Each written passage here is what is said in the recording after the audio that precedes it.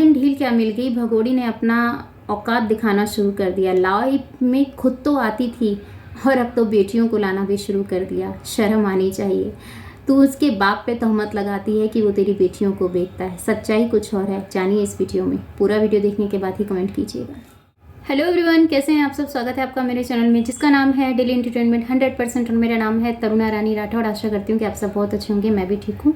तो आज जो बात मैं करने वाली हूँ, आप सबको पता है, भगोड़ी को लेके बात करने वाली हूँ। काफ़ी दिनों बाद मेरा वीडियो आ रहा है। उसका सिंपल सा रीज़न यही है कि मैं इतना एक्टिव नहीं थी, मेरे हेल्थ इशू चल रहा था। तो अब जैसे ये सब चीज़ें ठीक हुई हैं तो मुझे ऐसा लगा अपने काम पे, अपने वर्क पे वापस जाना चाहिए और आप लोगों के साथ अपनी जो भी पॉइंट है उनको रखना चाहिए। जो कि आप लोगों के बहुत ज़्यादा भर भर के मुझे क्वेश्चन आ रहे थे कि दी ये सब हो रहा है क्या, हैदर आ रहा है, अब हैदर कैसे आएगा, उसकी मम्मी इंतकाल हो गया है। तो ये सब चीज़ें हैं। तो देखिए, हैदर की मम्मी जो थी वो बुज़ुर्ग थी, ठीक है, यंग नहीं थी, वो बुज़ुर्ग थी। और हैदर अपने बच्चों के लिए, अपने बच्चों को न्याय दिलाने के लिए आ रहा है और भगोड़ी को सज़ा दिलाने के लिए आ रहा है। इतना काफ़ी नहीं है क्या आप लोगों के लिए? अब वो क्यों आ रहा है, कब आ रहा है, ये सब चीज़ें देखिए, हम लोग अगर अपने आप से करके रखते तो हम लोग इन सब चीज़ों के सवाल के जवाब हम लोगों के पास पहले से होते।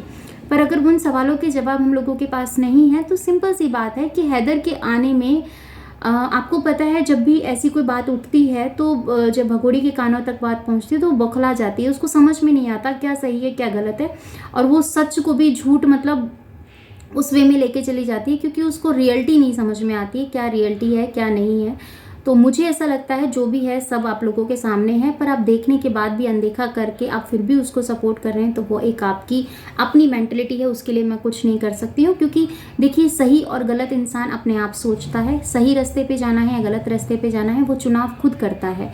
अब रेगुलर उसका लाइव आना, लाइव आके वही सारी चीज़ें करना, तीनों बच्चों को जिस तीनों लड़कियों को जिस दिन उसने सेम ड्रेस पहनाई थी, उस सेम ड्रेस में आपने देखा उसकी बेटी की क्या कंडीशन थी। आप लोगों को सब कुछ कैमरे पे समझ में आ रहा होगा, पर कुछ लोग उस चीज़ को देख के भी अनदेखा कर रहे हैं, उस चीज़ को भी वो इग्नोर कर रहे हैं। पर वहाँ पे बैठा हैदर, जिसके ऊपर यहाँ पे बैठ से भगोड़ी ये बात बोल रही है कि वो मेरे बच्चों के लिए गलत बुलवा रहा है बैठ के लोगों से। कोई गलत नहीं बुलवाता आपके बच्चों के लिए, आपके बच्चे हमारे बच्चे समान है, इसीलिए हम लोग ये चीज़ें सोचते हैं। अब आप लोग कमेंट में, आप लाइव आती हैं, आप लाइव आके क्या चीज़ें बोलती हैं कि मेरे बच्चों को कौन पाल रहा था। तो सिंपल सी बात है, आपके बच्चों को आपकी बहन पाल रही थी। यहाँ पर आपकी जो चाची सास है वो, और फिर आपकी जो फेक जेठानी, फेक ससुराल के जो लोग हैं वो उनकी परवरिश कर रहे हैं, क्योंकि तुम उनको खर्चा देती हो। अगर तुमने उन्हें खर्चा देना बंद कर दिया तो तुम्हारे बच्चों को कोई पूछे तक करेंगे, ये तुम बखूबी तरीके से जानती हो।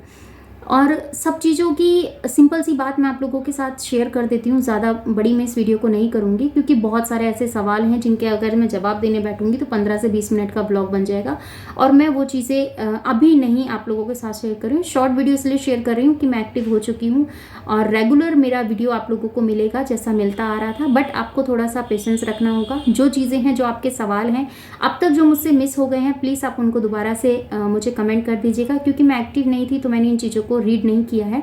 अब जैसे ही मुझे जो चीज़ें समझ में आई है, मैंने तुरंत से उसके ऊपर अपना जो काम है वो करना स्टार्ट किया। मोमिन मलिक सर को लेके बोला जा रहा था कि कहाँ गायब हो गए, क्यों छुप गए।